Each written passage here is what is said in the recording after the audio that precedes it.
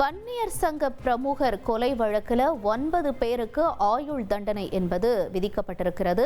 மயிலாடுதுறை நீதிமன்றம் அதிரடி தீர்ப்பினை வழங்கியிருக்கிறது. கூடுதல் விவரங்களோடு செய்தியாளர் அன்புரகோத் விவரங்களை வழங்கிட கேட்கலாம்.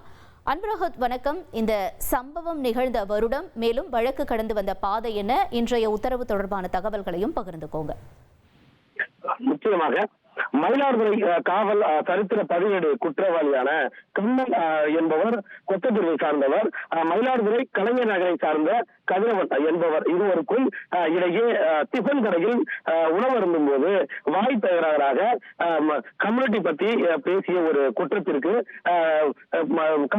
கண்ணன் மீது வழக்கு தொடர்ந்திருக்கிறார் கதிரவன் என்பவர். அவர் மீது SC/ST வழக்கு பதிவுப்பட்டு அவருக்கு அன்றைய தினம் அவர் வழக்கில் இருந்து வருகிறார். இந்த நிலையில கதிரவன் என்பவர் அவருடைய கூட்டாளிகளுடன் சேர்ந்து புதிய பேருந்து நிலையத்துல கண்ணன் என்பவர் வரும்போது அவரை தாக்கி அன்றைய தினம் கண்ணவர் சம்பவ இடத்திலேயே உயிரிழந்து விடுகிறார். இதற்கு பதிலாக ஒரு 20 பேர் மீது வழக்கு பதிவு செய்யப்பட்டிருக்கிறது. இந்த வழக்கு விசாரணை நீதிமன்றத்தில் இருக்கும்போது இந்த வழக்கில் அஜித், கலைஞர் காலனியை சார்ந்த அஜித் என்பவர் பதில் தாக்குதலாக கண்ணன் தரப்பினர்கள் இவர் மீது ஒரு தாக்குதல் செய்து அவரை சம்பவ இடத்திலேயே பழிவாங்கி இறந்து வருகிறார். இந்த நிகழ்வு மயிலாடுதுறையில் பெரும் பரபரப்பை ஏற்படுத்தியிருக்கிறது. இந்த நிகழ்வுகள் 2021 ஆண்டும் 2022 ஆண்டும் நடந்திருக்கிறது. இந்த குற்றவாளிகள் 22 பேர் மீது இன்று மயிலாடுதுறை உயர்நீதிமன்ற நீதிமன்றத்தில்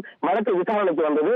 22 பேர் நீதிமன்றத்தில் ஆஜர்படுத்தப்பட்ட நிலையில் அதில் ஒருவர் இழந்திருக்கிறார். அதாவது அஜித் என்பவர் குற்றவாளியாக இருந்தவர் பதில் தாக்குதலில் இறந்திருக்கிறார். அவரை நீக்கி நீதிமன்றம் ஏறத்தாழ 9 பேரை குற்றவாளிகள் என நீதிமன்றம் தீர்ப்பளித்து அவர்களுக்கு ஆயுள் தண்டனை விதித்தும் அவர்கள் 2000 ரூபாய் அபராத தொகை செலுத்த வேண்டும் எனவும் தீர்ப்பு அளித்திருக்கிறது.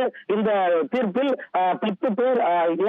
12 பேர் குற்றவாளிகள் இல்லை என அவர்களை வழக்கிலிருந்து நீக்கி அதிரடி தீர்ப்பை மயிலாடுதுறை ஒருங்கிணைந்த நீதிமன்றம் தற்போது வழங்கியிருக்கிறது. இந்த வழக்கில் ஆஜராகியிருந்த அரசு வழக்கறிஞர்கள் மற்றும் காவலர்களுக்கு மாவட்ட காவல் கண்காணிப்பாளர் ஸ்டாலின் பாராட்டுகளை தெரிவித்திருக்கிறது குறிப்பிடத்தக்கது. தகவல்களுக்கு நன்றி அன்புரகோத். இனி செல்லும் இடமெல்லாம் செய்தி. தந்தி டிவியின் வாட்ஸ்அப் சேனலை ஃபாலோ பண்ணினா செல்லருக்கும் இடமெல்லாம் செய்தி. இதோ QR கோட், இப்பவே ஸ்கேன் பண்ணுங்க, ஃபாலோ பண்ணுங்க. ட்ரெண்ட ஃப்ரெண்ட் ஆக்கிக்கோங்க. தந்தி டிவியின் சப்ஸ்கிரைபர்ஸ் அண்ட் ஃபாலோவர்ஸ் குடும்பத்துல நீங்களும் இணையுங்க.